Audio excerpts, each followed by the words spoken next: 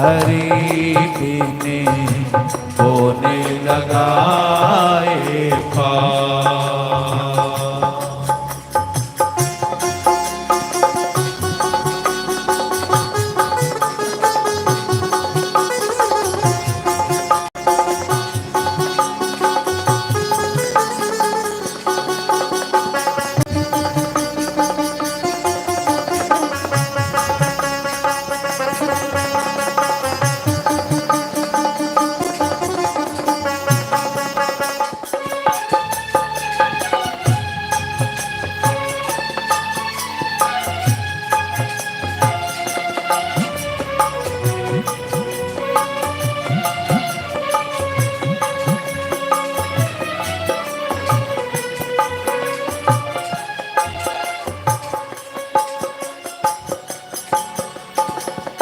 मैं अपराधी जन्मे जन्मे का न किसी के बराबरी का।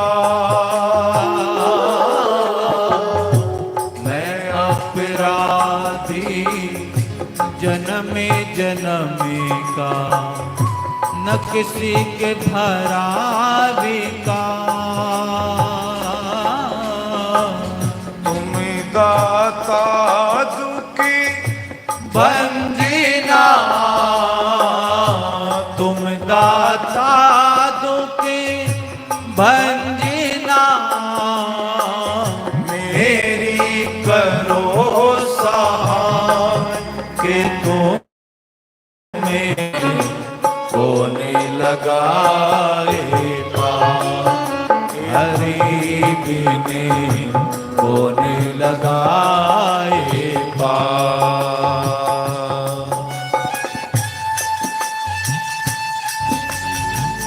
हे प्रभु शरण में है आप,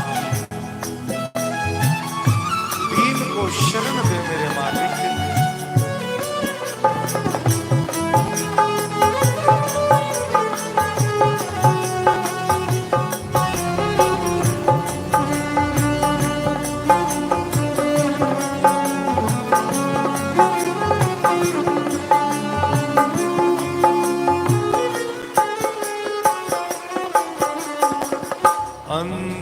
अंतर्यामी एक ही तुम्ही हो, जीवन के आधार। अंतर्यामी एक ही तुम्ही हो, जीवन के आधार। जो तुम छोड़ो साथी प्रभु जी, जो तुम छोड़ो साथी प्रभु जी, होने लगाए पार के तुम्हें बिने होने लगाए पार। हरि बिने होने लगाए पार।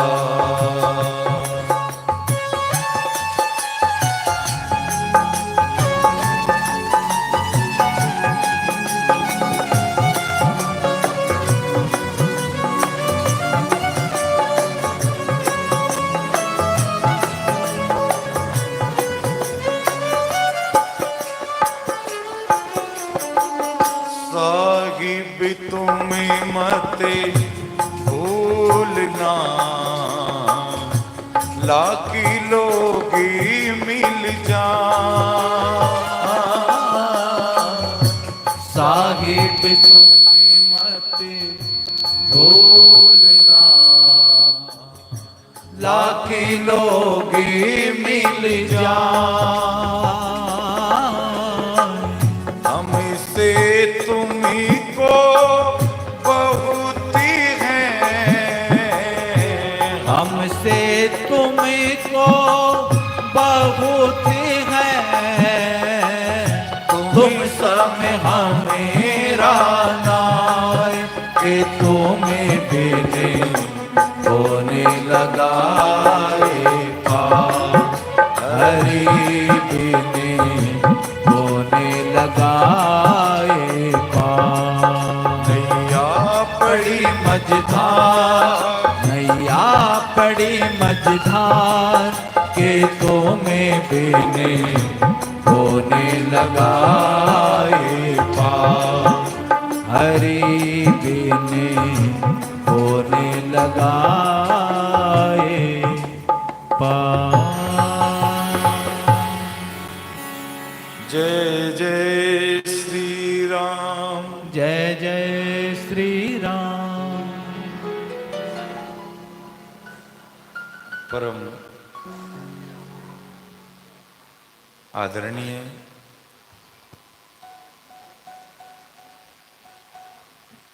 श्री मामचंद राणा जी मलोया वाले, उनकी दिव्य चेतना के रूप में श्री आदरणीय जोगिंदर भगत जी,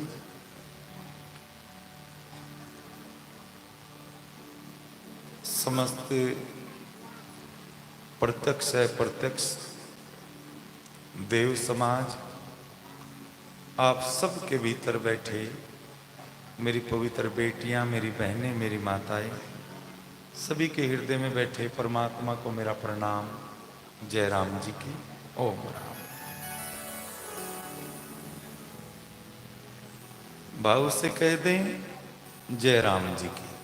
क्या कह दें? क्या कह दें? हाँ, जय राम। रास्ता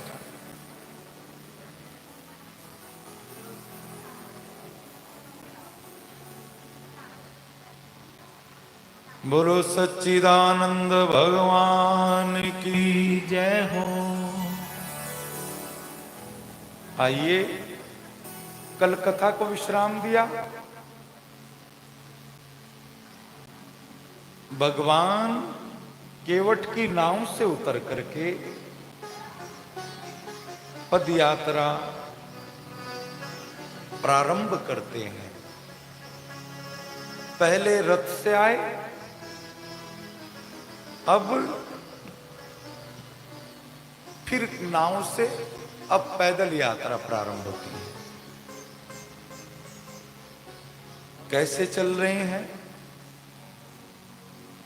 आइए जरा मिल करके।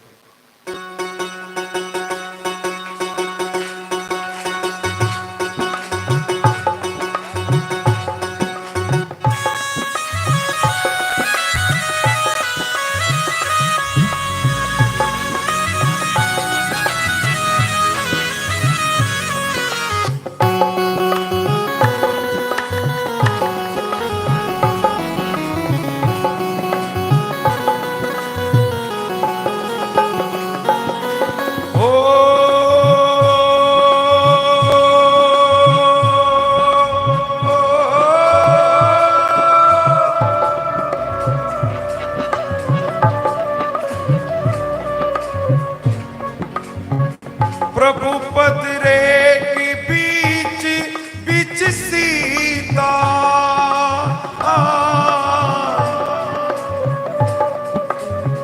धरती चरण मगे चलती सभी तारा।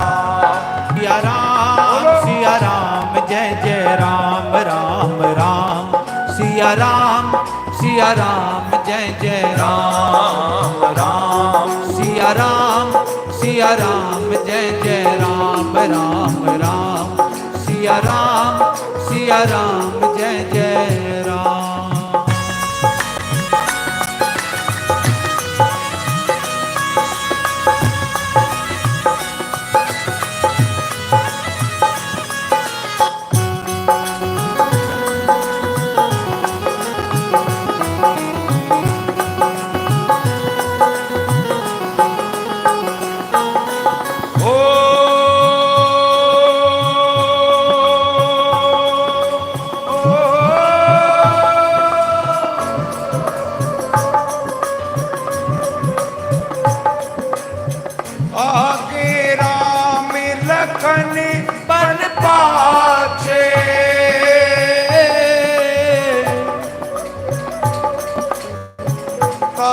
बस बेस विराजत का छे राम सिया राम जय जय राम राम राम सिया राम जय जय राम राम राम सिया राम जय जय राम राम राम सिया राम जय जय राम।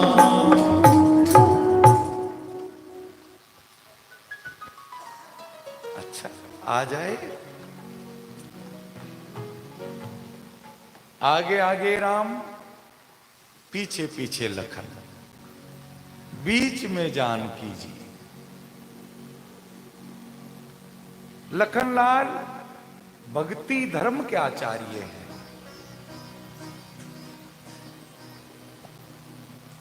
आचार्य और भगवान के बीच में भक्ति रहती है। जीव धर्म के आचार्य भी हैं। जीव और भगवान के बीच में माया रहा करती है। जानकी जी भगवान के चरणों को बचाते हुए चल रही है, लखनलाल दोनों के चरणों को बचाते हुए चल रहे हैं। आचार्य का कर्तव्य है संसार में जो भक्ति और भगवान के चिन्ह अंकित हो गए हैं, मेरे चलने से वो मिट ना जाए। दूसरा, हम जीव हैं, जीव और भगवान के बीच में माया है। अब इतनी तो हिम्मत नहीं है कि माया को एक तरफ कर दे। तो क्या करना? माया में रहते रहते मायापति के दर्शन करना। संसार में सभी काम करने पड़ते हैं। माया में रहेंगे तो काम करने पड़ेंगे, लेकिन माया में रहते रहते मायापति के दर्शन करते रहा करें। मायापति को अर्पित कर दे। जो भोजन बनाया, हम भोजन बनाते हैं, रोटियां तो वही होती हैं, वही सब्जियां, वही दाल। अगर उससे हम भगवान को अर्पित कर दें तो वो प्रसाद हो जाती है। उसे प्रसाद समझ करके अपने जीवन में उतारे तो सुंदर बन जाती है, लाभकारी हो जाती है, हितकारी हो जाती है।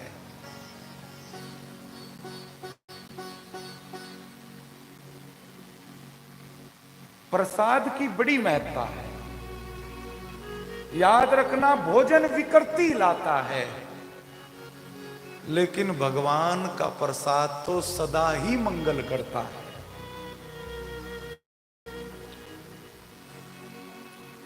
पहली तो बात भगवान का प्रसाद पाएं, दूसरी बात उसे प्रेम से पाएं, धक्का मुक्की से नहीं, प्रेम से पाएं। अरे अक्षय, ये बंद है क्या?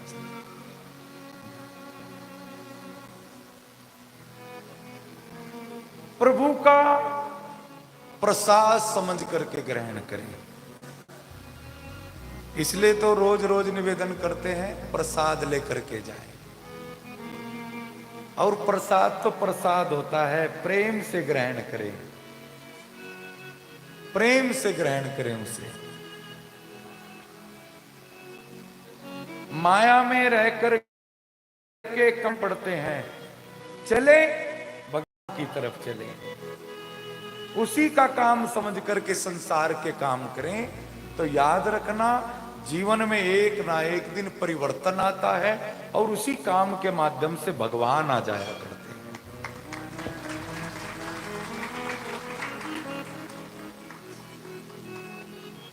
बस एक ही बचने का उपाय है,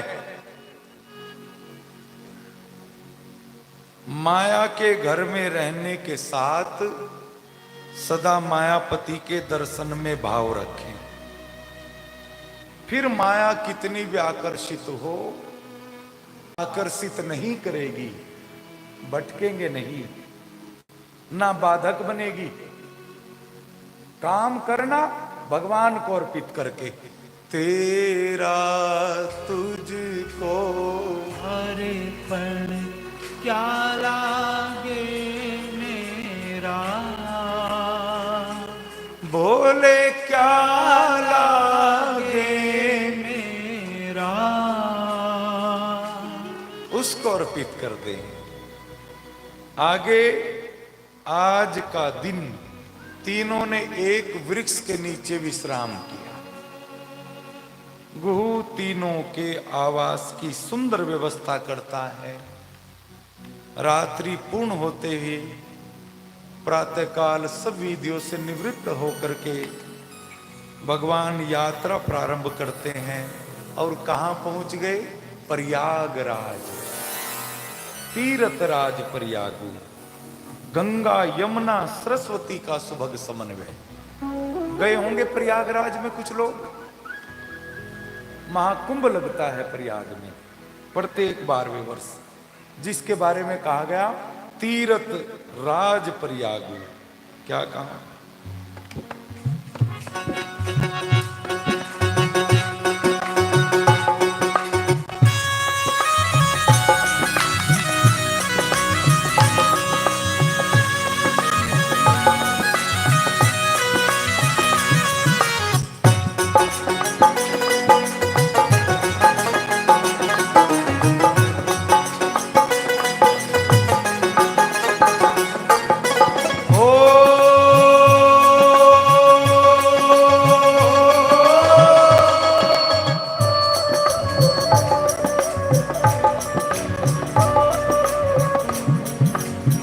चारि पदारथ भरी भंडारू,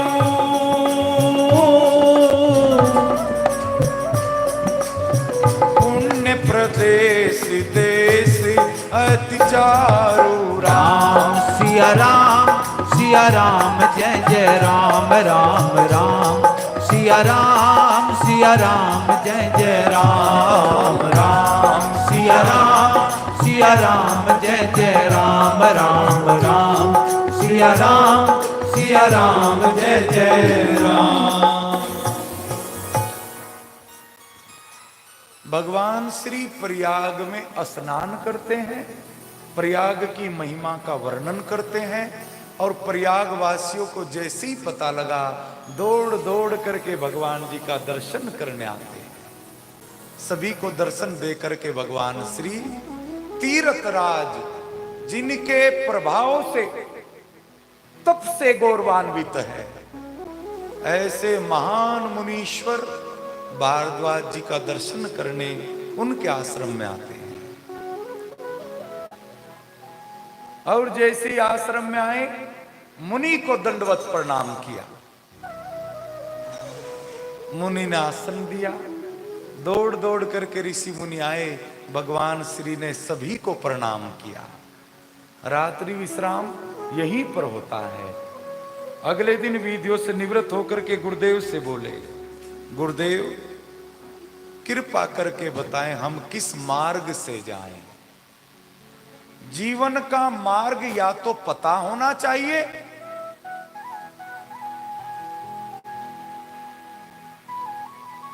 जीवन का लक्ष्य मार्ग या तो पता होना चाहिए। अगर पता नहीं है तो किसी गुरु की शरण में आइए।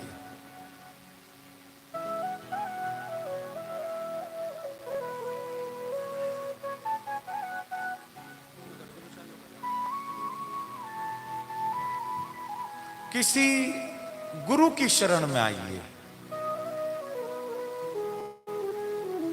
जो आपको रुचिकर लगे। मार्ग तो गुरु ही बता सकता है। अब जरा थोड़ी सी चर्चा करूंगा। मार्ग भी किस गुरु से पूछे? जो गंगा यमुना सरस्वती के तिराहे पर बैठा है। ज्ञान भक्ति वैराग, ज्ञानी के पास जाएंगे तो ज्ञानी अपना मार्ग अच्छा बताएगा, भक्ति मार्गी अपना अच्छा बताएगा। वैरागी अपना मार्ग अच्छा बताएगा, सभी अपने अपने मार्गों की बड़ाई करेंगे। मार्ग तो उससे पूछे जो तिराहे पर बैठा हो, उसे पता है कौन सा रास्ता ठीक रहेगा। तो जीवन में गुरु का होना आवश्यक है, लेकिन गुरु भी कौन सा हो, जिसे तीनों मार्गों का ज्ञान हो, त्रिवेणी के संगम पर बैठा हो, ज्ञान भक्ति वैराग्य के मार्ग पर। मुनि उसी को कहते हैं जिसने जीवन के सार तत्व का मनन किया है, जो मननशील है, वही मुनि है। संसार में बताने वाले बहुत मिलते हैं, फ्री की सलाह देने वाले तो पग पग पर हैं। यहां मुल्ला नसरुद्दीन से किसी ने पूछा, मुल्ला जी वहां तक जाना है, रास्ता बता दो ना। मुल्ला जी ने कहा एक काम करना, लेफ्ट जाना, राइट जाना, फिर राइट हो जाना, फिर लेफ्ट हो जाना, फिर राइट हो जाना, फिर लेफ्ट हो जाना। अब वो आदमी समझ करके घूम फिर करके फिर मुल्ला जी के पास आ गया। आते ही उलाना दिया, महाराज आपने ऐसा रास्ता बता फिर यहीं चलाया। मुल्ला जी ने कहा अभी तो ट्राई किया है कि तुम मेरी बात समझते हो या नहीं, रास्ता तो अब बताऊंगा। पहली तो बात, गुरु के पास जाएं, रास्ता पूछने जाएं तो पूरे भाव से जाएं, अधूरे मन से ना जाएं। और गुरु के भी पास किसके जाएं? जो तिराहे पर बैठा हो। अब गुरु ने क्या किया? मुनि ने 4 शिष्यों को बुलाया, इन्हें रास्ता दिखा दे। ये 4 शिष्य कौन है? वेद है, अर्थात राघव वैदिक मार्ग पर जाओ। वैदिक मार्ग ही सत्य सनातन मार्ग है, सच्चा मार्ग है। हमारे धर्म को वैदिक धर्म कहा जाता है। मुसलमानों की कुरान हर घर में है, ईसाइयों की बाइबिल हर घर में है, लेकिन हमारे वेद हमारे घरों में कुछ ने तो पूरे जीवन में देखे भी नहीं होंगे वेद कैसे होते हैं। वैदिक मार्ग ही सत्य सनातन मार्ग है। साथ चले, आज जैसी चले, गांव गांव के लोगों को दर्शन देते हैं, धन्य करते हैं, प्रेम राज्य का अमृत बरसाते हुए भगवान श्री वाल्मीकि जी के आश्रम में आते हैं। बोलो वाल्मीकि भगवान की जय हो। आइए वाल्मीकि जी को प्रणाम करें। धूनी रमावांगे तेरे हो जावांगे, धोनी रामावांगे तेरे हो जावांगे, धूनी रमावांगे तेरे हो जावांगे, धोनी रामावांगे तेरे हो जावांगे।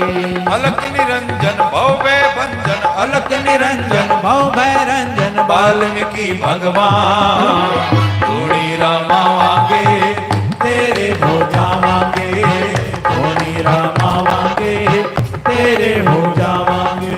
अलख निरंजन भव भैरंजन, अलख निरंजन भव भैरंजन वाल्मीकि भगवान धूनी रमावांगे तेरे हो जावांगे, धोनी रामावांगे तेरे हो जावांगे, धोनी रामावांगे तेरे हो जावांगे, धोनी रामावांगे तेरे हो जावांगे। जय वाल्मीकि गुरु वाल्मीकि, जय वाल्मीकि गुरु वाल्मीकि, जय वाल्मीकि गुरु वाल्मीकि, जय वाल्मीकि गुरु वाल्मीकि, जय वाल्मीकि गुरु वाल्मीकि, जय वाल्मीकि गुरु वाल्मीकि, जय वाल्मीकि गुरु वाल्मीकि, जय वाल्मीकि गुरु वाल्मीकि, जय वाल्मीकि जय वाल्मीकि जय वाल्मीकि, जय वाल्मीकि गुरु गुरु वाल्मीकि जय वाल्मीकि गुरु वाल्मीकि जय वाल्मीकि गुरु वाल्मीकि जय वाल्मीकि गुरु वाल्मीकि। बोलो वाल्मीकि भगवान की जय हो। जैसे वाल्मीकि जी के आश्रम में आए, वाल्मीकि मने आनंदे भारी, मंगली मूर्ति नयन निहारी। भगवान श्री ने दंडवत प्रणाम किया, चरणों में बैठ गए, हाथ जोड़ करके बोले, हे प्रभु, आपसे क्या छिपा हुआ है, आप तो सब जानते हैं। अवध में क्या क्या घटनाक्रम घटित हुआ, उस सब का सर्वाधिक लाभ मुझे हुआ। अगर वो ना होता तो मुझे आप जैसे संतों के दर्शन ना मिलते, आशीष ना मिलता। जरूर कोई मेरा पिछले जन्म का पुण्य फलित हुआ है। वाल्मीकि जी ने छाती से लगा लिया, राघव, ये भाषा तो केवल आप ही बोल सकते हो।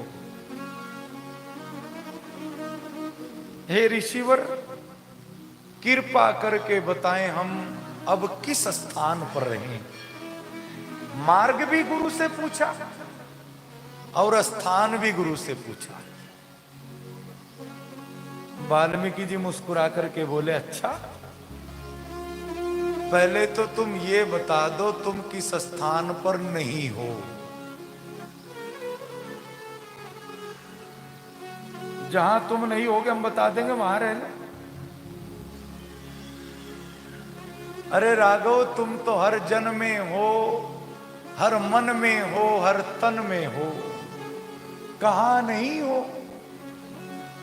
कण कण में हो, सब जगह तो तुम हो। जैसे फूलों में श्वास है, क्या फूलों में सुवास है, एक में मिठास है, फूलों में सुवास है, एक में मिठास है। यूं इस विश्व के हर एक कण में, इस विश्व के हर एक कण में उस प्रभु का वास है। ज्ञान चक्षु खोल, ज्ञान चक्षु खोल, देख तो सही, ज्ञान चक्षु खोल, देख तो सही। जिसको तू ढूंढे वो पास है, अचरज है जीवन भर जल में, अचरज है जीवन भर जल में, रहकर मछली को प्यास है। आनंद झरना बहे हर पल, फिर तू क्यों यूं बैठा उदास है। आनंद झरना बहे हर पल, फिर तू क्यों यूं बैठा उदास है।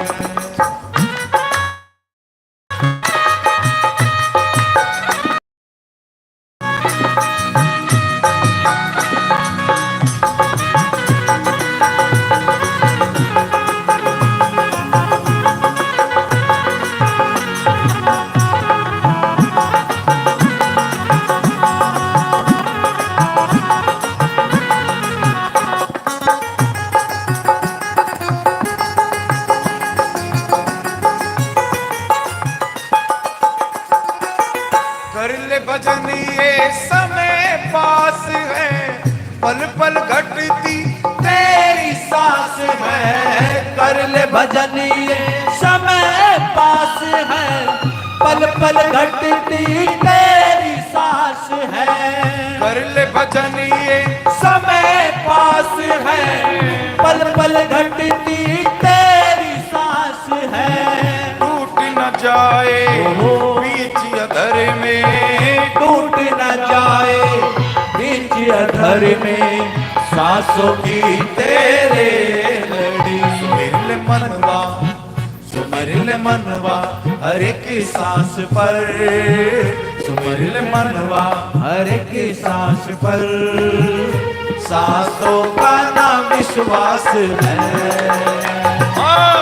अचरज है जीवन भर जल में, अचरज है जीवन भर जल में। रहकर मछली को प्यास है, आनंद झरना बहे हर पल। फिर तू क्यों यूं बैठा उदास है, आनंद झरना बहे हर पल। फिर तू क्यों यूं बैठा उदास है, आनंद झरना बहे हर पल।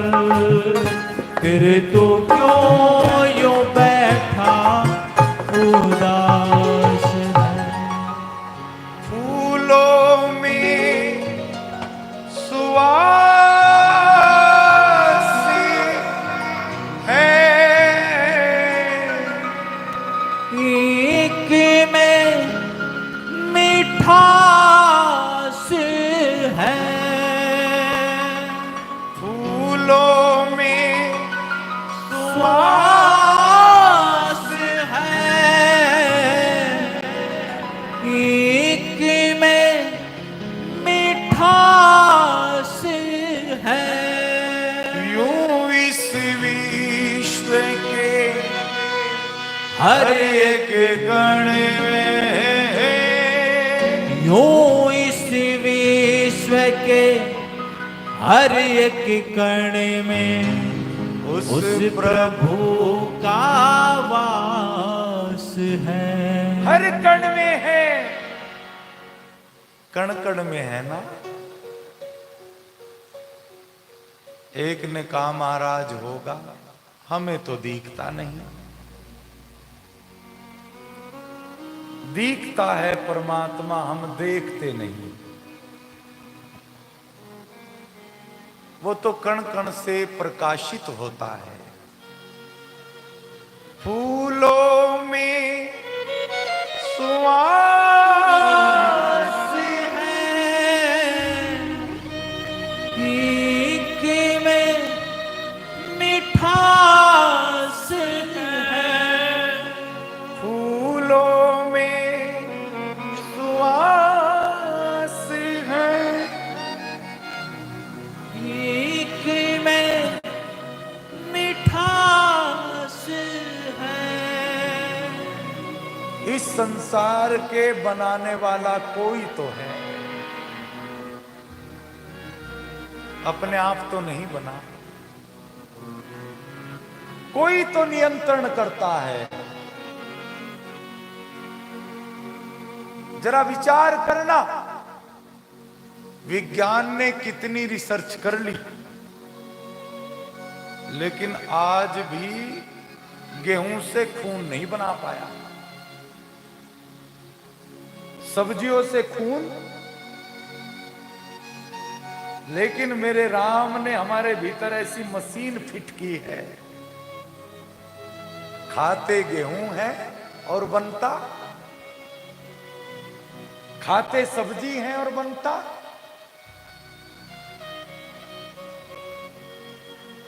ये बाल है ना, इनमें जो साइन भगवान दे देता है, जो चमक, कितनी भी महंगी मेहंदी लगा लेना वो चमक नहीं आ पाएगी भाई।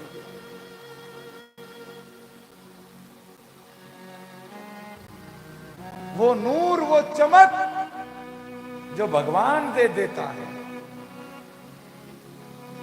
एक बार ये बाल चले जाएं जरा विचार करना। कितनी भी कोशिश कर ले, आ भी जाए तो भी जो रब ने दिए हैं वैसे नहीं आ पाते ना। ये जरा देखना, ये हाथ हैं, यहां से मुड़ते हैं, यहां से, यहां से, यहां से, यहां से, यहां से। कोई स्प्रिंग लगा है क्या? स्प्रिंग के है ना। अगर भगवान इनके मोड़ने का सिस्टम ना करता फिर काम कर लेते क्या, भोजन कर लेते क्या, सीधे बना देता, हो जाता क्या भोजन? ऐसे उठाते हैं, खा लेते हैं। इन हाथों से पता लगता है भोजन ठंडा है या, हाथों से ही लगता है ना। लेकिन आजकल आदमी ने हाथ बंद कर दिए चलाने, चम्मच पकड़ दी हाथ में। और जब से चम्मच आ गई तब से लोगों के मुंह के जायके खराब हो गए। जो मजा, जो आनंद हाथों से खाने में था वो चम्मच से आता है क्या? जब शुरू शुरू में चम्मच आई, एक नाई और ब्राह्मण दोनों पुराने जमाने की चिट्ठी लेकर के जाया करते थे। ब्राह्मण नाई रिश्ते तय कर दिया करते थे। अब जैसे ही चिट्ठी लेकर के दोनों पहुंचे,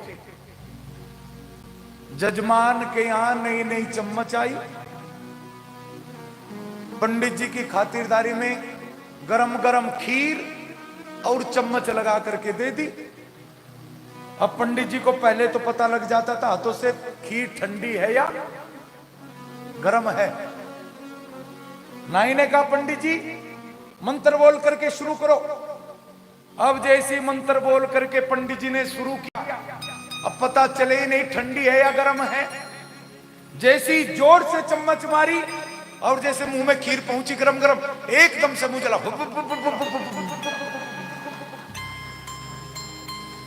यूं किया। नाई ने कहा क्या बात होगी पंडित जी, पहली बार देखा ऐसे हो गया। पंडित जी ने बड़ी मुश्किल से गटक करके बोला कोई बात नहीं, गांव में फलाने का लड़का बीमार था, वो याद आ गया अचानक, तुम भी शुरू करो। अब जैसी नाई ने भी जोर से चम्मच मारी और मारते मुंह जल।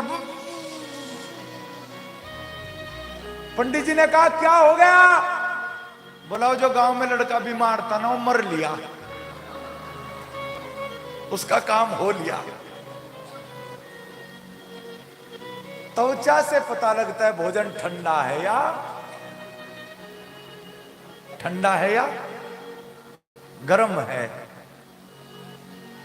ये उंगली के पोर जब भी जीभ को छूते हैं तो जीभ से एंजाइम निकलता है जो भोजन के पचाने में सहायक हुआ करता है। आज त्वचा से पता लगा भोजन ठंडा है या गर्म है, लेकिन इसमें कोई मक्खी नहीं, मच्छर नहीं। किससे पता लगता है? आंखों से। भगवान ने आंख यहीं बनाई, अगर यहां होती तो कटोरी उठा उठा करके दिखाया करते ही। हाथों से पास हो गया, उसके बाद आंखों से पास हो गया, लेकिन भोजन बासी नहीं, बदबू नहीं, उसे कौन देखता है? नाक। नाक भगवान ने यहीं लगाई। कितनी जल्दी काम होता। इधर उधर होती तो कटोरी यूं लगाया करते, यूं दिखाया करते, सुना करते। और यहां से यहां तक लाने में हो सकता कुछ गिर जाए। कितनी जल्दी काम हाथों ने पास किया, आंखों ने पास किया, नाक ने पास किया।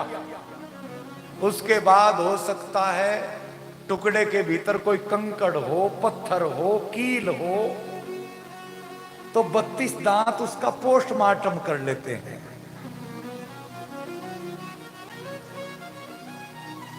और जब घिसाई शुरू हो जाए, पूरी हो जाए, एक छोटी जीभ और होती है अंदर, जब तक वो हिलकर ये ना कह दे कि माल अंदर आने दो, तब तक भोजन अंदर नहीं जाता। ऐसी व्यवस्था भगवान की।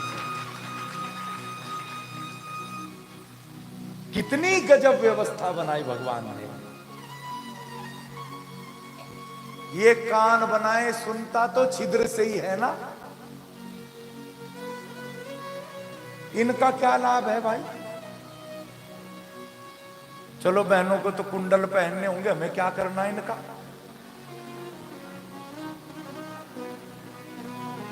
एक आदमी नाई से बाल कटवा रहा, कैंची लग गई कान पर।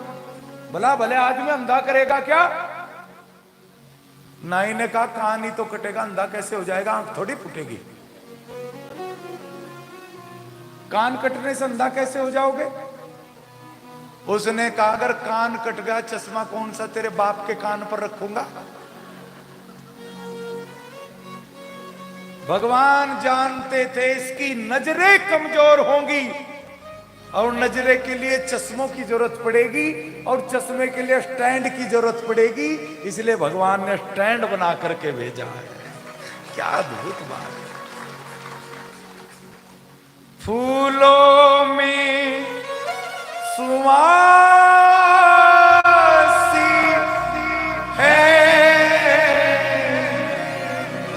एक में मिठास है, यूं इस विश्व के हर एक कण में, यूं इस विश्व के हर एक कण में उस प्रभु का वास है।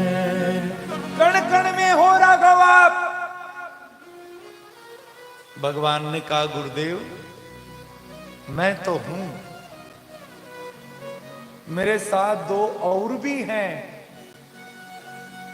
ऐसा स्थान बताएं हम तीनों रह ले। भक्ति वैराग्य सबके जीवन में नहीं है, भगवान तो है, लेकिन ऐसा स्थान बताएं जहां भक्ति, सीता और वैराग्य रूपी लखन भी साथ रहते।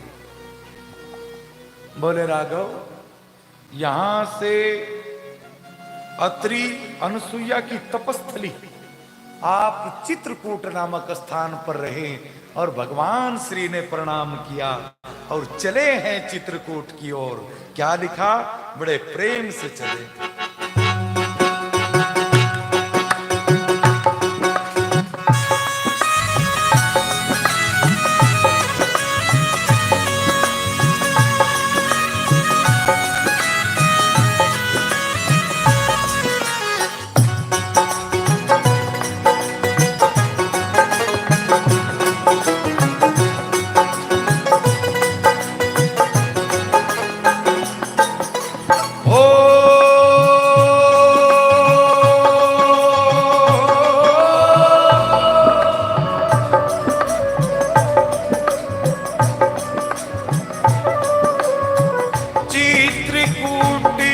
रघुनंदन छाए,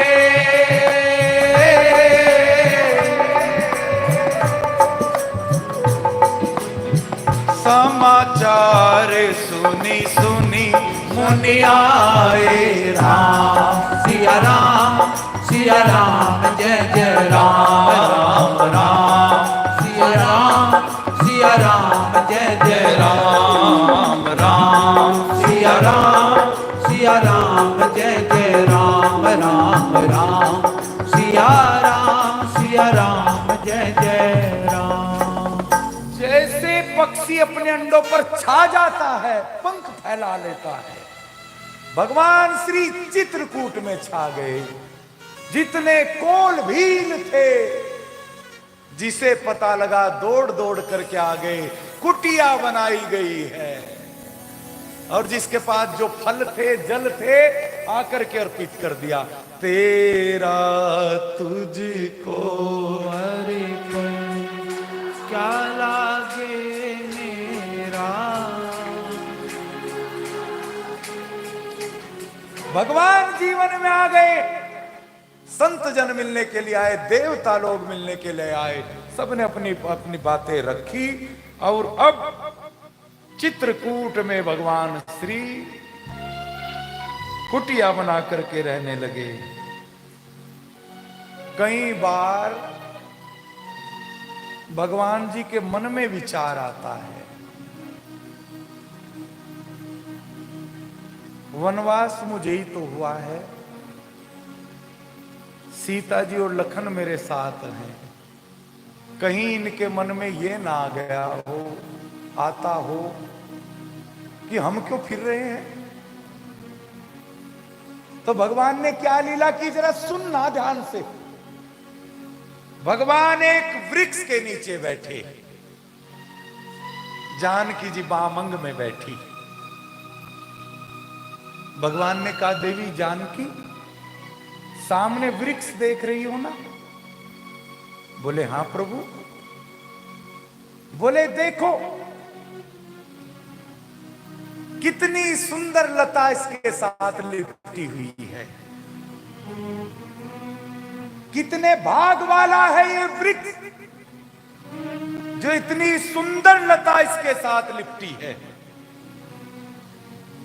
जानकी जी ने कहा, नहीं नहीं भगवान, भाग वाला ये वृक्ष नहीं है, भाग वाली तो ये लता है जिसे इतना सुंदर वृक्ष लिपटने को मिला है।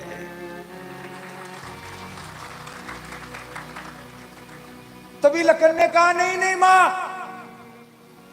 भाग वाला ना ये वृक्ष है ना ये लता है, भाग वाला तो ये लखनलाल है जिसे दोनों की छांव में बैठने को मिल रहा है।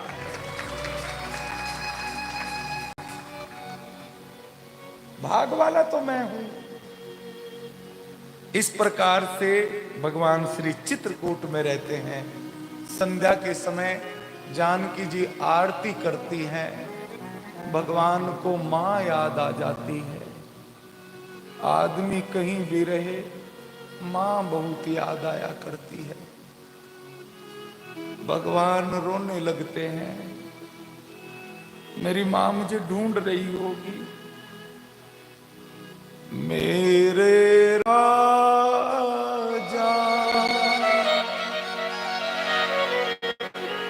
मेरे राम, तुझको ढूंढूं मैं कहाँ, रोए ममीता तड़पे मां, तुझको ढूंढूं मैं कहाँ,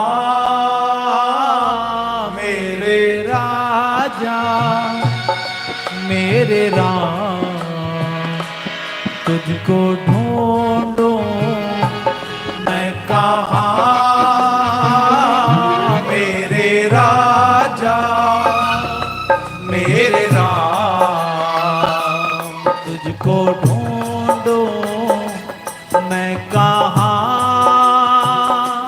रोए मम्मी का तड़पे माँ, तुझको ढूंढूं मैं कहाँ, मेरे राजा मेरे राम, तुझको ढूंढूं मैं कहाँ,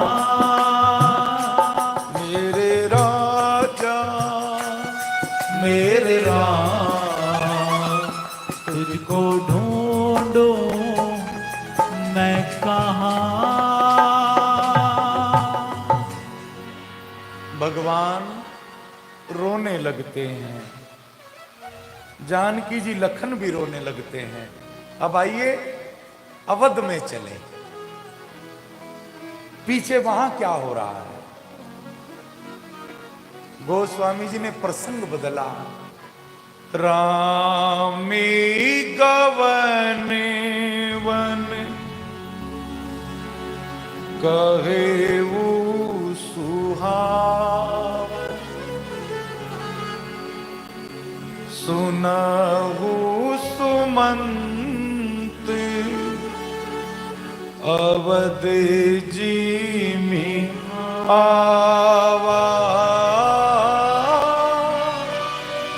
अवध जी में आवा।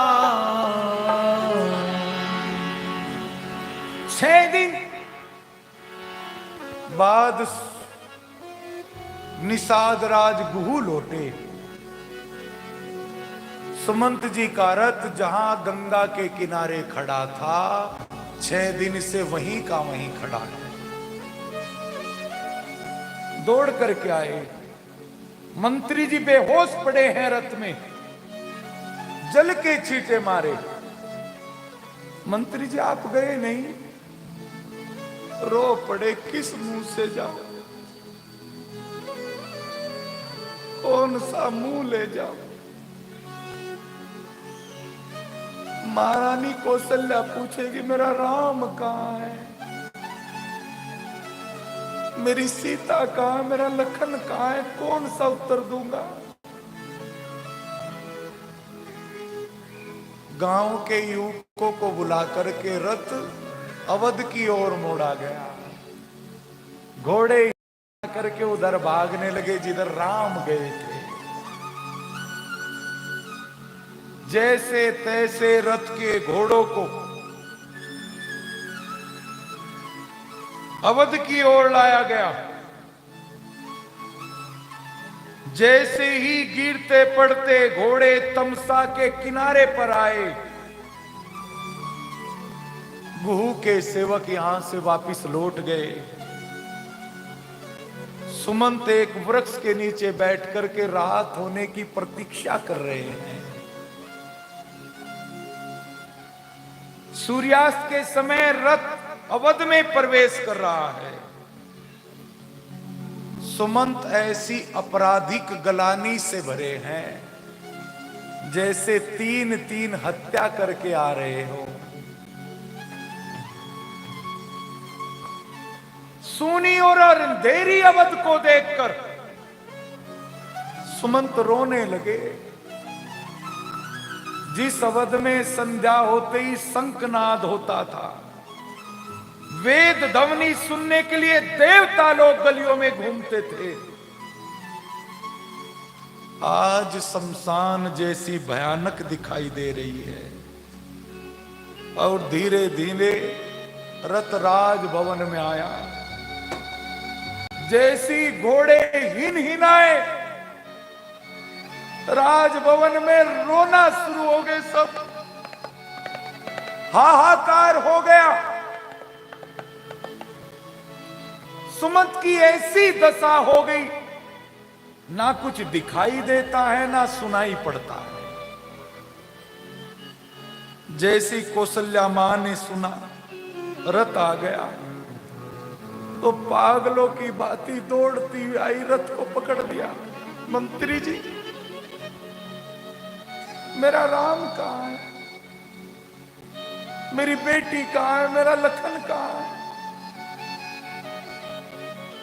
आप बोलते क्यों नहीं मंत्री जी।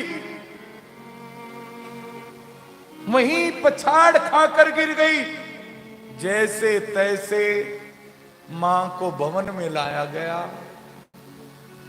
धीरे धीरे सुमंत जी रथ से उतर के भवन में प्रविष्ट हो रहे हैं। जैसे राजा को देखा दूर से, ऐसा लगा जैसे चंद्रमा अमृत विहीन हो गया हो। मूर्छित अवस्था में महाराज दशरथ धरती पर पड़े हैं। सुमंत ने जाकर के प्रणाम किया। अन्नदाता की जय हो। अन्नदाता, आपका सेवक सुमंत आपके चरणों में प्रणाम कर रहा है। सुमंत सुनते ही एकदम से शक्ति आ गई। जैसे सूखा पड़ने पर अचानक बारिश आ जाए। सुमंत जी आप आ गए, मंत्री जी आप आ गए। अरे मेरा राम कहां है, मेरी बेटी कहां है, मेरा लखन कहां है?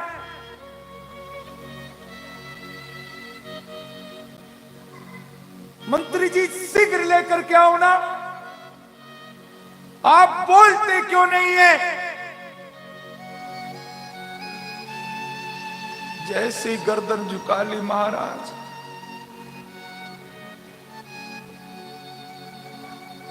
प्रथम रात्रि हमने तमसा नदी के किनारे विश्राम किया।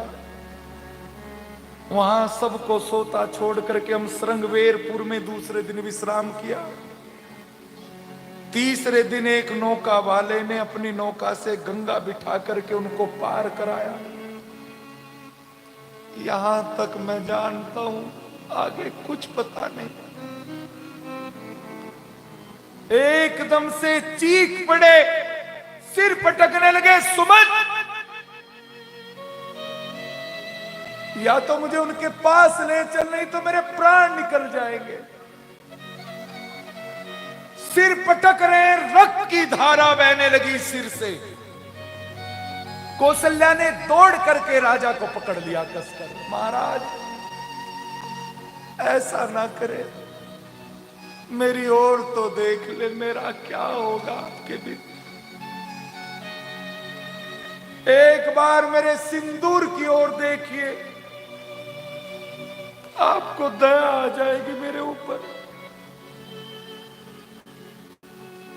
अधीर हो रहे, रानी मुझे जाने दे, मुझे अब संकोच लग रहा है, शर्म लग रही है। राम के जाने के बाद इतने दिन तक मेरे प्राण क्यों जीवित है? देवी, जिस राम को राजा होना चाहिए तो वो वनवासी हो गया, जिसे महल में होना चाहिए था वो वनवास में, और जिस दशरथ को वनवास होना चाहिए था वो महल में पड़ा है।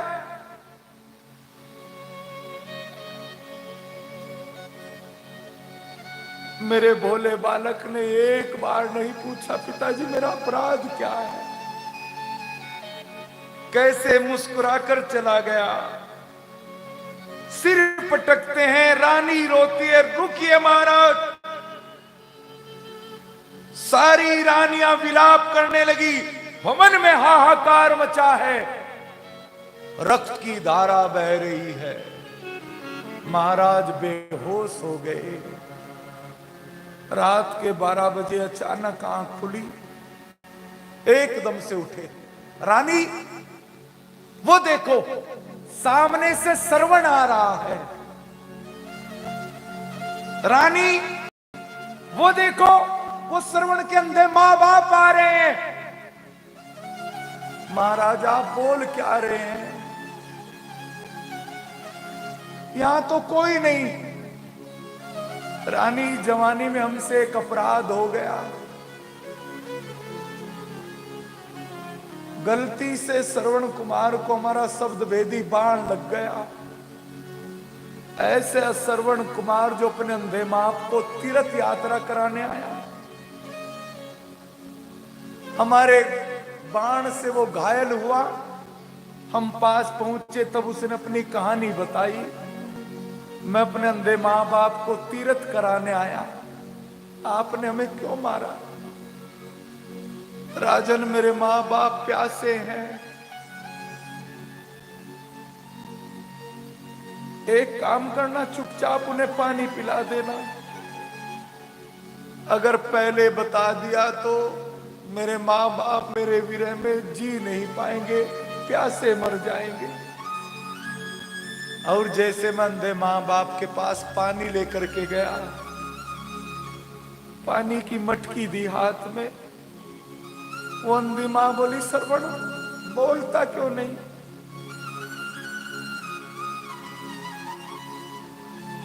अंधा बाप बोला, अपने बच्चे को परेशान कर दिया हमने। ऐसा ना कर श्रवण, में यही छोड़ दे, चला जा तू छोड़कर। लेकिन मुंह मत बोल श्रवण, बोल मेरे बेटे। नाराज मत हो, मुझसे रहा नहीं गा, मैं कह बैठा श्रवण नहीं रहा।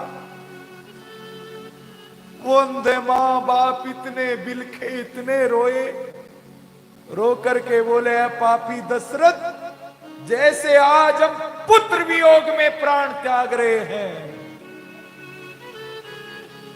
एक दिन तुम भी पुत्र वियोग में प्राण त्यागोगे। मेरा समय आ गया है। रानी उठकर चलने लगे, धड़ाम से गिरे, एकदम से संभाला। हे राम राम राम राम राम राम 6 बार कहा और महाराज की गर्दन लुढ़क गई। और एकदम से कौशल्या जी चीख पड़ी, रुक जाइए बस। लाश पकड़े बैठे, रुक जाइए स्वामी। सुमित्रा बहन, अवध का भाग उजड़ गया, ऐसा ना करे, मुझे साथ लेकर जाएं। बिलक रहे, रात के 12 बजे अवध में हाहाकार मचा है। जिसे पता लगा दौड़ करके आए, वशिष्ठ जी दौड़ करके आए, रानियों को समझाया। महाराज के पार्थिव शरीर को तेल के कढ़ाई में रखा गया और 2 दूतों को श्री भरत जी को लाने के लिए ननिहाल भेज दिया। जब दूत चलने लगे, कौशल्या मां ने कहा, मेरे भरत से कुछ मत बता देना, नहीं तो मेरा भरत जीवित नहीं रह पाएगा। और भरत जी जैसी दूत पहुंचे, ननिहाल से चले, रोते हुए आ रहे हैं, अपशकुन हो रहे हैं। जैसी अवध में आए, अवध के बाजार बंद हैं। अवध का राष्ट्रीय ध्वज झुका हुआ है। रथ से उतर करके सीधे कैकेयी मां के पास पहुंचे। क्यों? मां है ना, इसलिए गए कि मेरे राम सबसे ज्यादा मां कैकेयी के पास मिलते हैं। मां से बोले, मां। मां ने पुचकारा, बिठा लिया। मैया क्या हो गया आज अवध को? मां, पिताश्री नहीं आए मुझसे मिलने। मां, बड़ी मां नहीं आई, नाराज है क्या मां मुझसे? मैया, भैया कहां है? अरे मुझे कोई बता क्यों नहीं रहा? मेरी अवध को हो क्या गया है? कैकेयी ने कहा, हिम्मत रख बेटे, रो मत। रोएगा तो आगे कैसे करेगा? वैसे तो सब ठीक है, बस एक जरा सा काम बिगड़ गया। जरा सा काम बता रही है, सुहाग उजड़ गया इसका। और कह रही है कछुक का छोटा सा काम। क्या बिगड़ गया मां? बोली, बेटा तेरे पिताश्री नहीं रहे हैं। और जैसे ये कहा, एकदम से जैसे कोई पत्थर की प्रतिमा गिरा करती है, धड़ाम से नीचे गिरे। हाय पिताजी, हाय पिताजी, हाय पिताजी। मां सच बता, पिताश्री को हो क्या गया? मां बोल क्यों नहीं रही? कैकेयी ने कहा, बेटे ऐसे मत रो। एक दिन तेरे पिताजी मेरे भवन में राज तिलक की सूचना लेकर के आए। ये समाचार मुझे अच्छा नहीं लगा। मेरे 2 वरदान राजा पर पहले से उधार थे।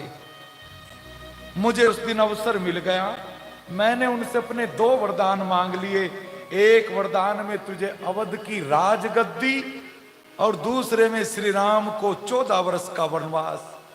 उन्होंने वरदान तो दे दिए, लेकिन राम गमन की घटना वो सहन नहीं कर पाए। एकदम से भवन घूम गया। क्या मैया, क्या भैया नहीं है यार? मेरा राम वनवास चला गया। पिता मरण के दुख को भूल गए एकदम से। ऐ बैरन, धिक्कार है, मैंने तेरी कोख से जन्म लिया है।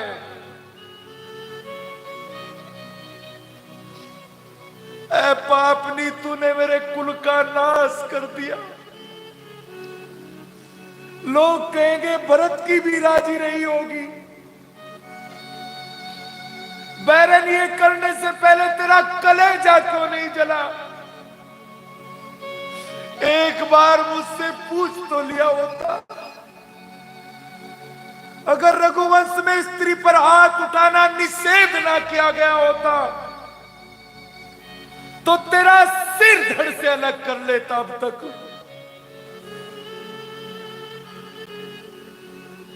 भगवान मुझे माफ कैसे करेंगे? धिक्कार है तेरी कोख को। तभी मंथरा आई। मंथरा की चोटी पकड़ करके शत्रुघ्न ने कई लात कमर में मारी। भरत ने कहा, जब तक इस बैरन के भवन में रहेंगे ऐसे ही क्रोध आएगा। हमारी मां तो कौशल्या है, और जैसी कौशल्या जी से मिलने के लिए चले, जैसी कौशल्या जी के भवन में आए, देरी पर पछाड़ खाकर गिर पड़े। मां, ए मैया, मां तेरा भरत आया है। और जैसे भरत की आवाज सुनी, मां ऐसे दौड़ी जैसे गाय बछड़े से मिलने के लिए दौड़े। ए सुमित्रा, मेरा भरत आ गया। भरत धरती पर पड़ा, मां ने छाती से लगा लिया। भरत चरणों में पड़ा है, मैया ए मां, मुझे माफ कर दे। मैं कितना निकृष्ट हूं मां। तेरे सुहाग के उजाड़ने वाला तेरे सामने खड़ा है। मैया, तेरा घर उजाड़ने वाला तेरे सामने खड़ा है। ए मां, अगर मुझे जरा सा पता हो तो भरत की 71 पीढ़ियां पाप भोगे। मां, मुझे नरक में भी जगह ना मिले अगर मुझे पता हो। मां ने छाती से लगा, भरत बेटा हिम्मत रख, बुरा समय गुजर जाएगा बेटा। मां, मुझे पिताश्री से मिला दे। और जैसे महाराज श्री के पार्थिव शरीर के पास पहुंचा, जैसे पिताजी की लाश देखी, चरण पकड़ लिए। मुझे तो आ जाने दिया होता। पिताश्री कम से कम एक बार मुझसे तो पूछ लिया होता।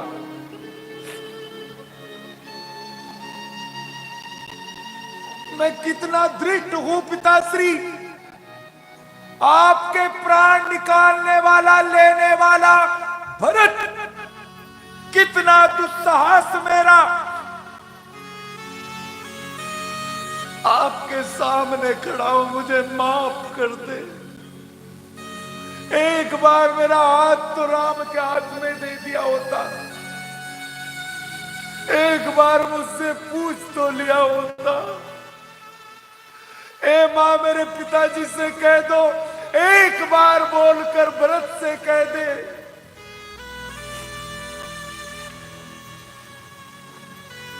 सब समझा रहे हैं, भरत बेटे हिम्मत रख। वशिष्ठ जी आए। वशिष्ठ जी ने आकर के ज्ञानोपदेश कराया, बेटे ऐसे काम नहीं चलेगा। उत्तर क्रिया की तैयारी करो। वैदिक विधि विधान से पार्थिव शरीर को स्नान कराया, दिव्य सुगंधित द्रव्य देह पर लगाए, अति सुंदर विमान सजाए। आज अपने अन्नदाता का अंतिम दर्शन करने के लिए, अंतिम विदाई देने के लिए सारे अवध के नागरिक राजभवन के द्वार पर खड़े हैं। माताएं बहनें पुष्प लिए प्रतीक्षा कर रही है। महाराज के पार्थिव शरीर को जैसी अर्थी पर रखा गया और जैसी गुरु आज्ञा से अर्थी उठाई भरत ने, एकदम से कौशल्या दौड़ पड़ी, रोक ले ए सुमित्रा बहन, रोक ले भरत को। भरत बेटे बस रुक जा, हमें साथ ले जा। सुहाग के चिन्ह जैसी अर्थी पर उतार कर रखे और भरत रोते रोते अर्थी उठाई, विमान पर रख दी गई। जैसी अर्थी चलने लगी, मां दौड़ पड़ी, अकेले मत जाए, मुझे भी ले जाए। गुरु माताओं ने समझाया। देखते देखते विमान राजमार्गों से होता हुआ सरयू के किनारे पर पहुंचा। चंदन की अति विशाल चिता लगाई हुई, महाराज के पार्थिव शरीर को चिता पर रखकर भरत जी 3 परिक्रमा करते हैं और वेद मंत्रों के उच्चारण के साथ जैसे महाराज को मुखाग्नि दी, भरत जी रो पड़े। सब लोग खड़े खड़े बिलक रहे हैं और देखते देखते महाराज श्री का पंच भौतिक शरीर पंच महातत्वों में विलीन हो गया और देखते देखते ज्योत ज्योत में समा गई। सभी ने जय घोष किया, बोलो अवध धाम की, अवधनाथ महाराज की। सभी पुनः सरयू जी में आचमन करते हैं, अपने आवासों को आए। शेष बाद की सारी उत्तर क्रिया गुरुदेव के निर्देश अनुसार भरत जी कई कई बार पूरी करते हैं, कहीं कोई अशुद्धि ना रह जाए। सब प्रकार से शुद्ध होने के बाद पुनः वशिष्ठ जी राजभवन में आए। सबको समझाने वाले वशिष्ठ जी महाराज जी के बारे में बोलते खुद रो पड़े। भरत बेटे, 6 चीजें विधाता के हाथ में हैं, जन्म, मरण, यश, अपयश, हानि और लाभ।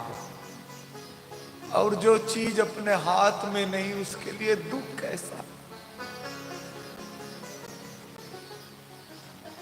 मानता हूं महाराज जी का जाना बहुत दुखदाई है, इतना कहकर के रो पड़े। शोकनीय मृत्यु है महाराज श्री की।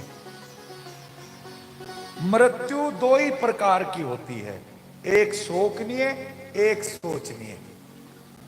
सोचनीय किसे कहते हैं? सोमवार को जन्म हो गया, मंगलवार को नामकरण हो गया, बुधवार को सगाई हो गई, बृहस्पतिवार को शादी हो गई, शुक्रवार को संतान हो गई, शनिवार को बीमार हो गया और रविवार को राम राम हो गई। लोग कहेंगे यार अभी तो आया था, अभी चल बसा। एक मृत्यु होती है जिसके मरने पर ऐसा लगे संसार खाली हो गया है।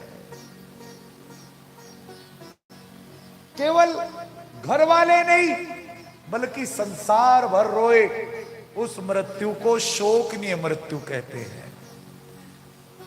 बचपन में गजल गाता था, आइए इस बहाने से गुनगुनाऊं। चमन से कौन चला है खामोशियां लेकर।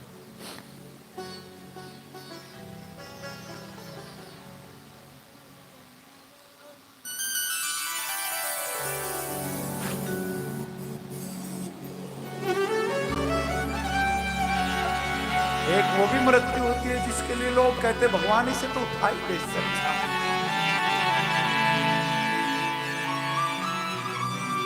एक वो मृत्यु होती है मैं मर जाऊं इसके लिए।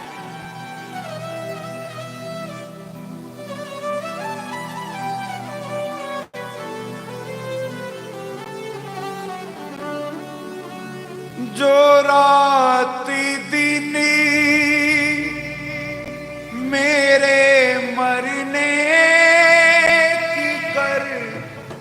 रहे थे दुआ जो रात दिन मेरे मरने की कर रहे थे दुआ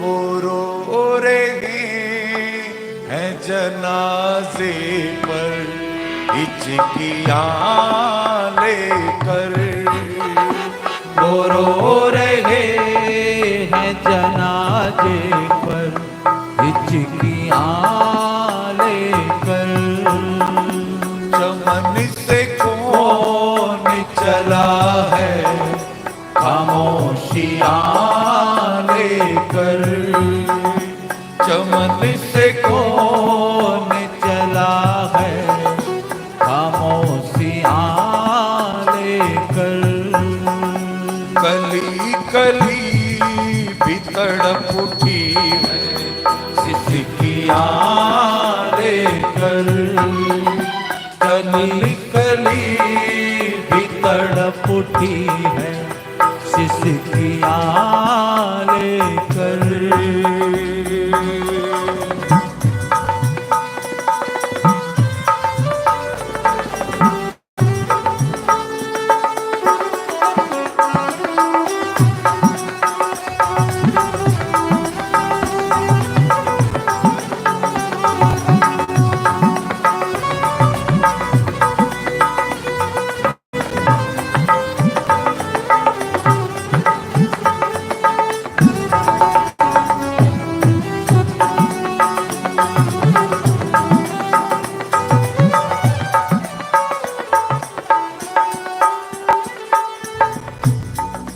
तमाशा देख रहे थे जो डूबने का मेरे तमाशा देख रहे थे जो डूबने का मेरे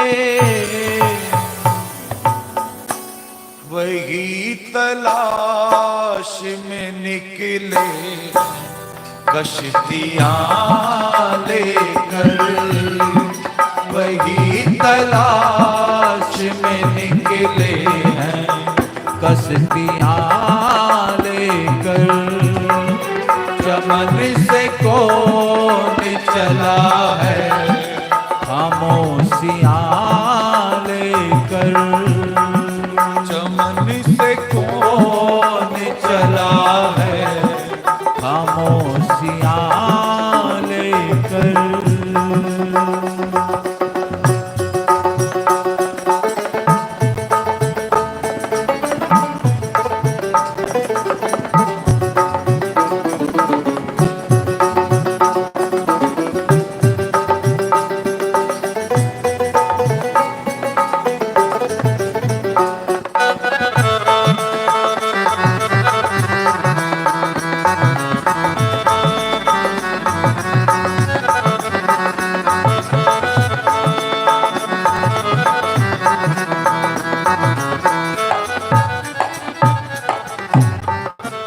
अपनी उठाओ ना मेरा जमाना देख न ले अपने उठाओ ना मेरा जमाना देख न ले मैं सो गया हूँ तुम्हारी निशानियां लेकर मैं सो रहा हूँ तुम्हारी निशानियां लेकर चमन से कौन चला है खामोशियां लेकर गली गली भी तड़प उठी है सिसकियां लेकर चमन से कौन चला है खामोशियां लेकर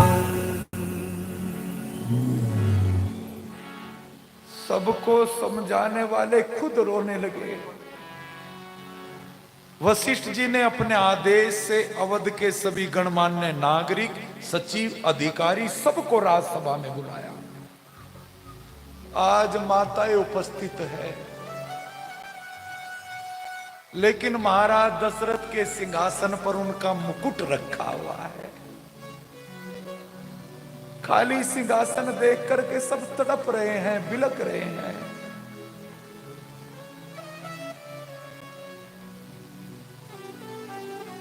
श्वेत वेश में, सफेद कपड़ों में जैसे महारानियों को देखा, सभी रोने लगे।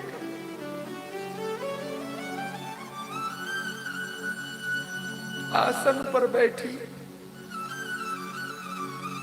अब वशिष्ठ जी राजसभा में खड़े होकर के संबोधित करते हैं। प्रारंभ से लेकर के कैकेयी की कुटिलता से महाराज के प्राणों के त्याग तक की कथा कहते हैं।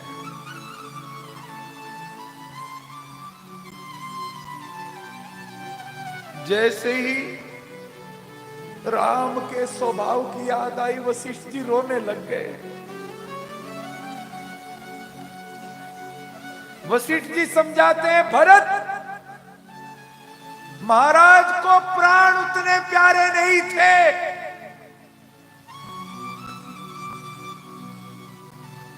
जितने वचन थे। अंतिम समय उनकी दो ही आज्ञा। एक आज्ञा में भरत को वध का राज, और दूसरी आज्ञा में राम को 14 वर्ष का वनवास। राम तो पिताजी की आज्ञा का पालन कर रहे हैं। भरत, अब तुम भी पिताजी की आज्ञा का पालन करो, राज काज संभालो भरत बेटा। इससे तुम्हारे पिता की मृत आत्मा को संतोष मिलेगा। हे सभासदों, राज्य के संविधान के अनुसार हम आप सबका अभिमत चाहते हैं, क्या भरत जी को राजपाट सौंप दिया जाए? सभी ने सहमति दी। जैसी कौशल्या मां के सामने आए, आकर के गुरुदेव ने कहा, महारानी आप भी अपना मत दीजिए। एकदम से मां खड़ी हो गई, बोली, गुरुदेव, किसी मां का बेटा राजा बने, भला मां से पूछने की जरूरत है क्या? गुरुदेव, मेरा भरत राजा बनेगा, भला क्या पूछने की आवश्यकता हमसे? एकदम से भरत खड़े हो गए, रुक मां, ए मैया रुक। किस मिट्टी की बनी है मां तू? मैं वो भरत हूं जिसने तेरा सुहाग उजाड़ा मां। मैं वो भरत हूं जिसने तेरे राम को तुझसे अलग कर दिया। ए मैया, भरत की 71 पीढ़ियां भी अगर तेरे ऋण से उऋण होना चाहे, नहीं हो पाएगी। किस मिट्टी की बनी है तू मां? चारों तरफ मुंह करके बोले, भाइयों, हे सभासदों, बुजुर्गों, हे गुरुदेव, आज्ञा दे तो क्या हम भी बोल सकते हैं? सबने कहा, बोलिए भरतलाल। बोले, जब से आया हूं तब से एक ही बात समझाई जा रही है, पिताजी की आज्ञा का पालन करो। आप सबसे हम पूछना चाहते हैं, पहले तो हमें क्षमा कर दे, क्योंकि दुख में आदमी को पता नहीं लगता क्या बोल रहा है। हमसे गलत बोला जाए, क्षमा कर देना गुरुदेव। जब से आया हूं एक ही बात, पिता की आज्ञा का पालन करो। हम पूछना चाहते हैं आपने की क्या? क्या क्या कहना चाहते हो? पिताजी ने वरदान कैसे मांगे? कैकेयी ने वरदान कैसे मांगे? पहले वरदान में भरत को राजपाट, दूसरे वरदान में राम को 14 वर्ष का वनवास। तो पहले भरत को राज तिलक किया जाता, उसके बाद राम को वनवास भेजा जाता। मैं देखता कौन भेजता है राम को वनवास। और गुरुदेव, पिताजी को राज कहां से मिला? अपने पिताजी से। उनको कहां से मिला? अपने पिताजी से। उनको कहां से मिला? अपने पिताजी से। और आखिर में देख लेना गुरुदेव, सबके पिता तो राम है, इसलिए इस पर सिर्फ राम का अधिकार है और किसी का अधिकार नहीं। अगर आप सब मुझे अनुमति दे तो एक बार मैं अपने राम से मिल लूं, मेरे कलेजों को ठंडक पड़ जाएगी। एक बार अपने राम के चरणों में जाकर के क्षमा प्रार्थना कर लूं, मुझे सहमति दे दे। सबने सहमति दे दी और भरत जी ने चतुरंगनी सेना सजाई, राज तिलक की सारी सामग्री रथ पर सवार की और भरत जी चले हैं श्री राम जी से मिलने के लिए। इसका वर्णन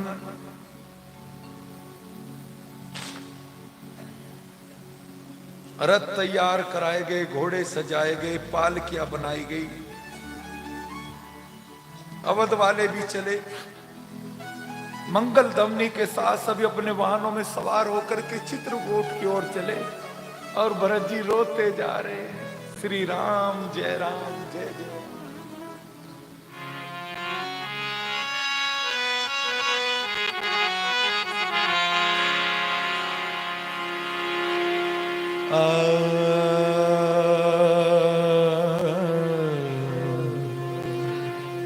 हरे नाम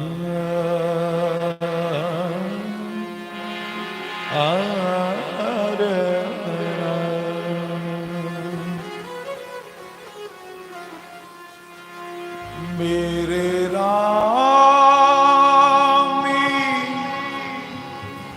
जय राम जय जय राम, श्री राम जय राम जय जय राम, मेरे राम जय राम जय जय राम, श्री राम जय राम जय जय राम, श्री राम जय राम जय जय राम, मेरे राम जय राम जय जय राम,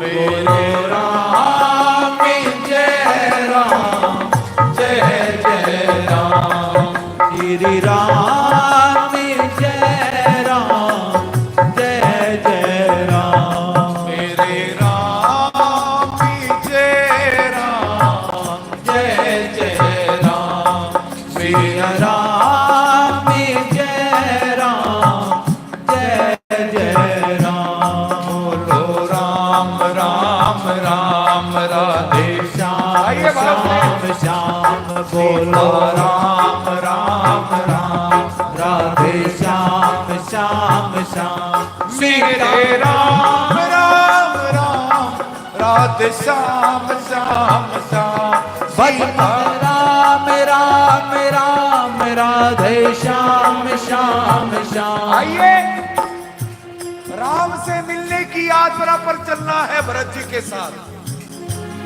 मेरे राम राम राम राधे श्याम श्याम राम राम राम राधे श्याम श्याम श्याम भज मन राम राम राम राधे श्याम श्याम श्याम सीता राम राम राम राधे श्याम श्याम श्याम भज मन राम राम राम राधे श्याम श्याम श्याम बोलो राम राम राम राधे श्याम श्याम श्याम मेरे राम मेरे राम सीता राम मेरे राम मेरे राम मेरे राम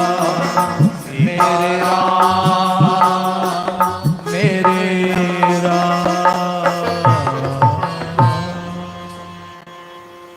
वैसे तो ये साधक की भगवान से मिलने की यात्रा है, नहीं समझा पाएंगे हम।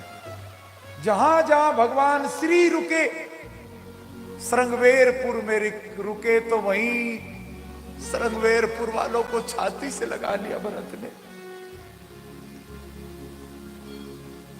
प्रयागराज में भारद्वाज ऋषि के आश्रम में रुके, रोते जा रहे हैं। अवधवासी साथ में है, कोलभील साथ में है।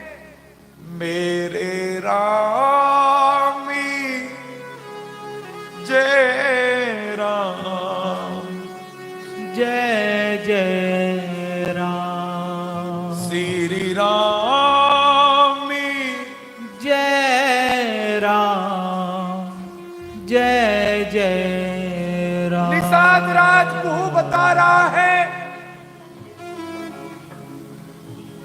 वो सामने पाकरी तमाल वृक्षों की छाया 3 सुंदर कुटिया दिखाई दे रही है। वहीं पर राम है। दोनों भाइयों ने वहीं झुक करके प्रणाम किया कुटियाओं को,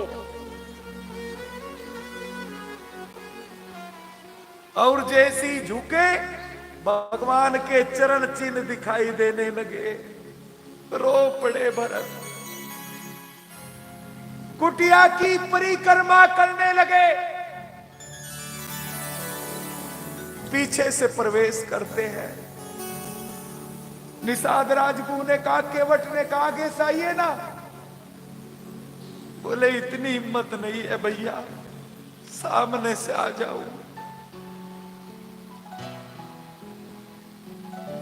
इतनी हिम्मत नहीं हमें। इतना कह करके नीचे गिर गए। जैसी आवाज सुनी, लखनलाल दौड़ करके आए। जैसी भरत जी को देखा, दौड़ करके रो करके बोले, भैया भाई भरत आया है। और राम जी ऐसे दौड़े जैसे गायें दौड़ती है बछड़े से मिलने के लिए। एकदम से दौड़ करके आए और आते ही भरत को छाती से लगा लिया। खूब रोए राम, पता ना लगे इनमें राम कौन है भरत कौन है। और रो करके बोले, भरत कुछ तो बोलो, किसके सताए। भरत कुछ तो बोलो, कुछ तो बोल मेरे भाई, किसके सताए।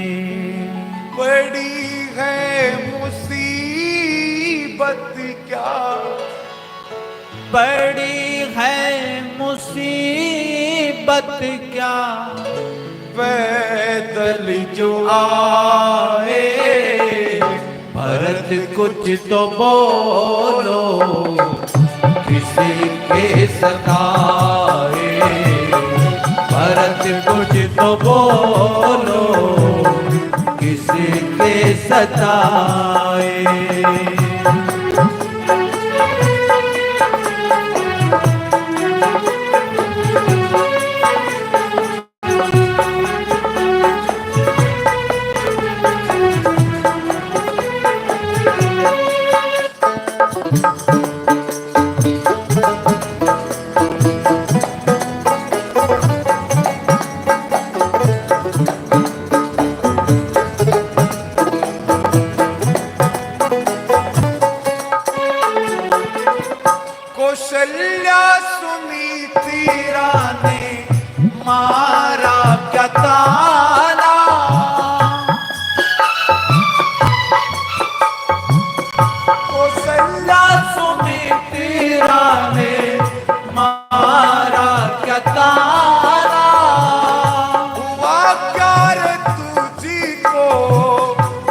मुझे भी बताना हुआ क्या रे तुझको मुझे तो बताना।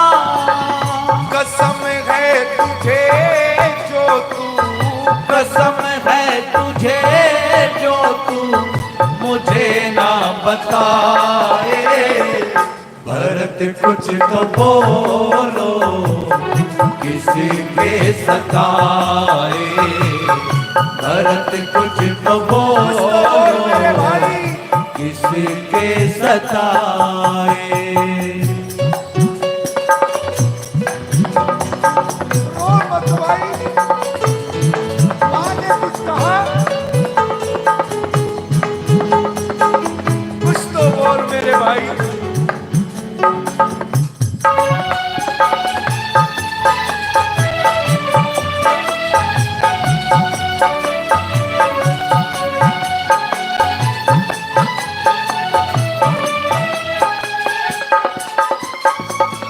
हजारों है हाथी, हजारों है घोड़े,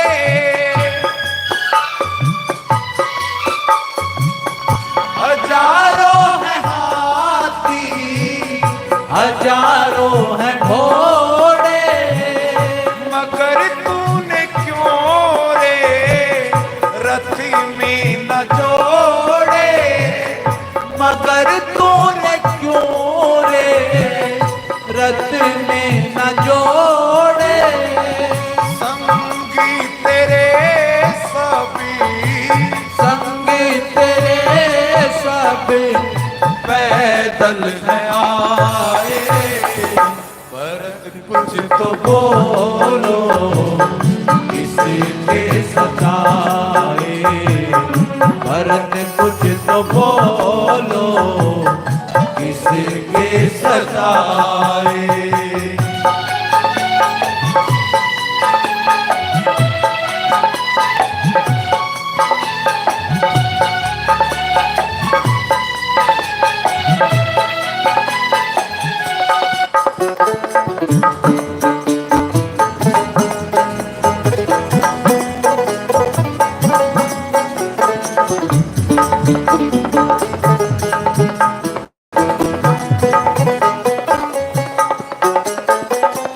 तेरे वास्ते तेरे मैं जिस्म जान दे दूं।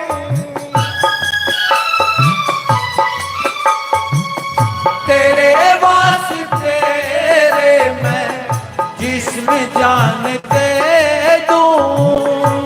कि तेरे ले लूं मैं सुखी तो दे दूं। दुखी तेरे ले लूं मैं सुख तो है दे दूं।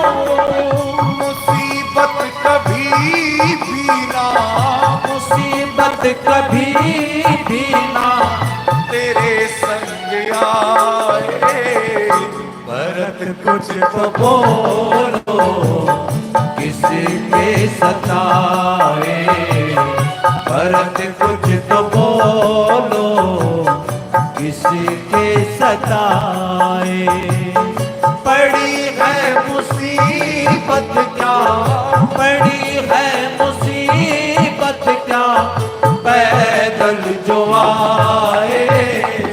भरत कुछ तो बोलो किसी के सताए।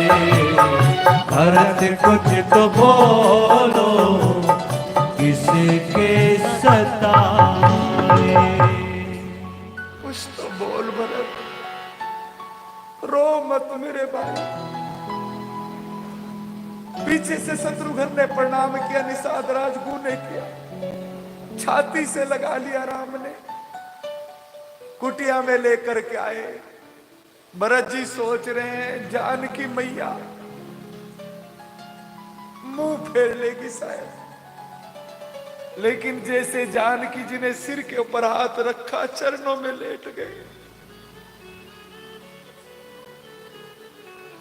धन्य है मां तू भैया। गुरुदेव आए, मैया आई है। सबको छोड़ करके भगवान श्री दौड़ पड़े, जाकर के सीधे गुरुदेव को प्रणाम किया। गुरुदेव ने आशीर्वाद दिया और जैसी माताओं के पास गए, सबसे पहले मां कैकेयी से मिले, हाथ जोड़ करके बोले, मैया अगर आप अपयस का इतना कड़वा घूंट ना पीती तो तेरे बच्चे को इतना सुंदर अवसर ना मिलता। तू धन है मां, तेरे जैसी मां कहां होगी। जैसी सुमित्रा जी से मिले, मां के कौशल्या से मिले, घबरा गए तीनों माताएं, श्वेत वेश धारण किए। कुटिया में लाया गया,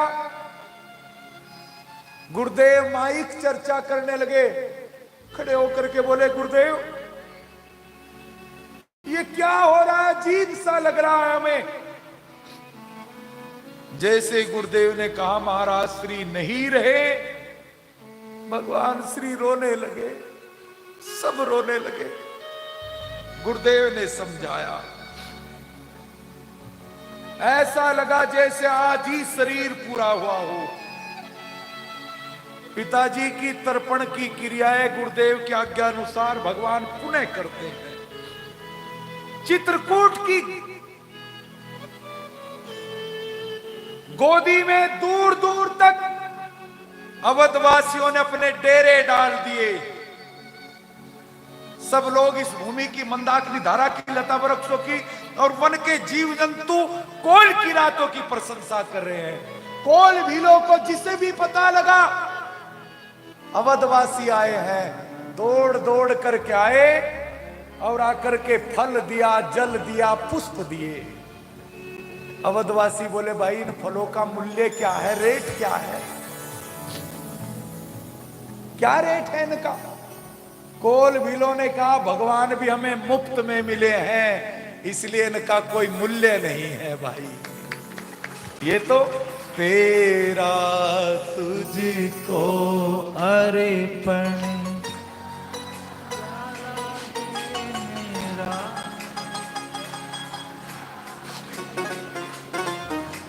कोल भीसों की भाषा सुन करके सब जय जयकार करने लगे और जानकी जी ने 3 वेश बना लिए।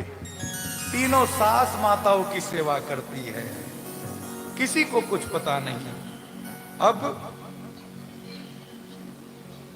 अवधवासी गणमान्य नागरिक मंत्रीजन आपस में चर्चा करके भरत जी सबके सामने अपना प्रस्ताव रखते हैं। भरत जी से सभी ने कहा, आप ही आग्रह करें प्रभु से। भरत जी रो रो करके निवेदन करने लगे, नहीं गुरुदेव आप कह देना, मेरी सामर्थ्य नहीं है मैं राम के सामने बोल सकूं। खड़े हो गए, भरत जी कुछ कहना चाहते हैं। राम जी ने कहा, बोल भरत। क्या बोले? भाई मेरे ये क्या हो गया, कर दो क्षमा जो गुनाह हो गया।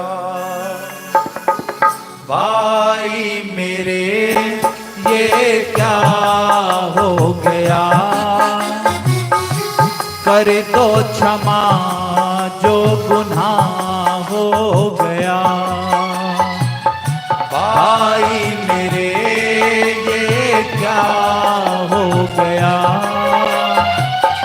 कर दो क्षमा जो गुनाह हो गया।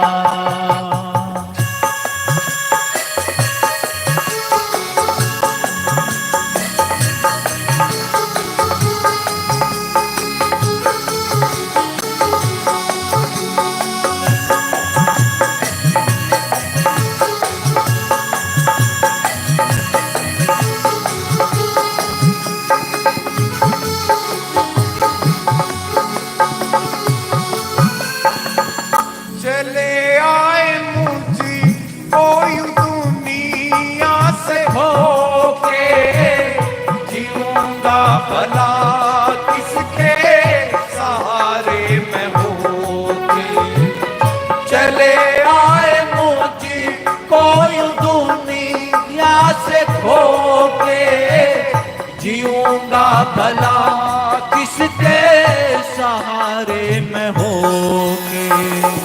सुखी चैन मेरा हवा हो गया करे तो क्षमा जो गुनाह हो गया। भाई मेरे ये क्या हो गया, करे तो क्षमा जो गुनाह हो गया।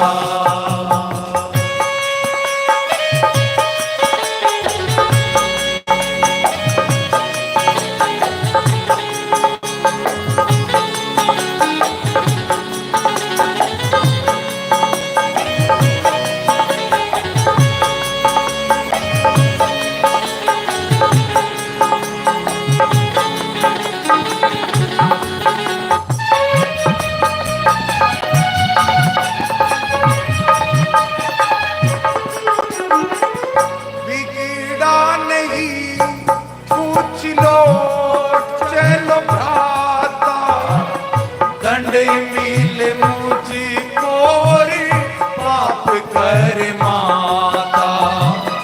बिगड़ा नहीं पूछ लो चलो भ्राता, दंड मिल मुझको और पाप कर माता।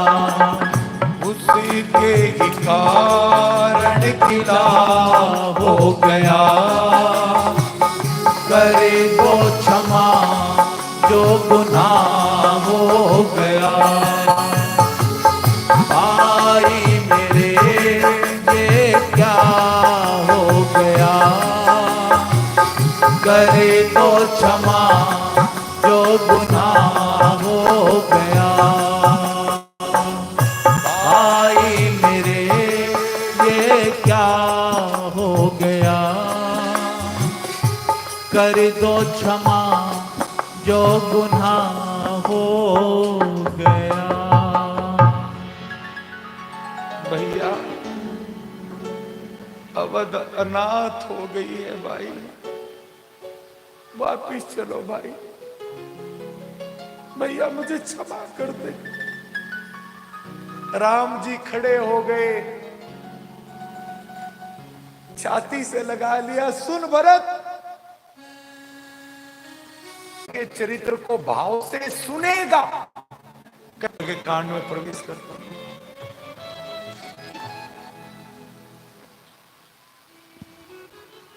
अब थोड़ा सा कथा को आगे बढ़ेंगे लेकर के।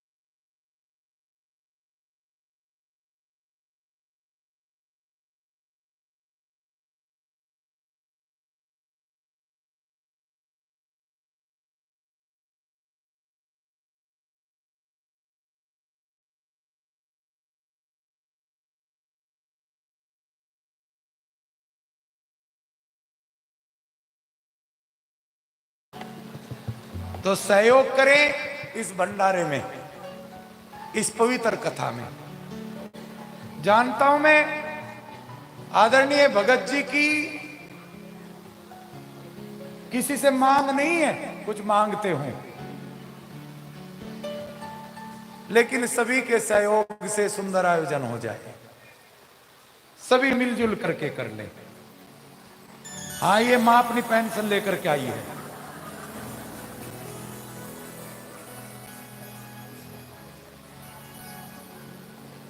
कॉपी में नाम लिखवा दिया करें, जो भंडारे में सहयोग करना चाहे, जो भी देना चाहे। घी, तेल, चावल, जो भी जिसका मन करे धन से अच्छे लेकर के आना। चावल वगैरह भी मोटे मोटे कोटे वाले लाओगे, थम भी मोटे ही खाओगे अगले जन्म में। जैसा भगवान पर चढ़ाओगे वैसा मिलेगा। अब की बार कोटे वाले लाओगे, अगले जन्म में बीपीएल कार्ड बन जाएगा था, भी अगले जन्म में भी। तो निवेदन करता हूं सभी से, कथा में इस भंडारे में सहयोग किया करें। भंडारे में जो सहयोग करें वो कॉपी में लिखवा दिया करें। बहुत बहुत आभार। निश्चित रूप से सेवा भाव बढ़ेगा, मुझे विश्वास है। इसी कड़ी में एक सज्जन है, नाम क्या था, राजीव, इसी गांव का बेटा है। ये मंदिर में जितने भी आप फूलों के पौधे देख रहे हैं, और इसमें नहीं, माता मंदिर में जहां भी है वो राजीव ने दान दिए हैं। आप सबके लिए भी, जितने भी कथा सुनने वाले हैं, सभी के परिवार के लिए समी का वृक्ष मिलेगा आदरणीय महाराज जी के द्वारा 24 तारीख को। याद रखना, दान वही जिसमें दानी ने देते दुख ना माना है। दान वही जिसमें दानी ने देते दुख ना माना है। दान दिया और दुखी माना, वो दान नहीं जुर्माना है। वो दान नहीं होगा, क्या होगा? दिल दुखा करके ना दे, यहां जुर्माना नहीं है ये। इसके लिए तो दिल खोल करके आया करे कथा के लिए। दान दिया और दुखी माना, मन को अपने कष्ट हुआ, लेता देता दोनों डूबे, लिया दिया सब नष्ट हुआ।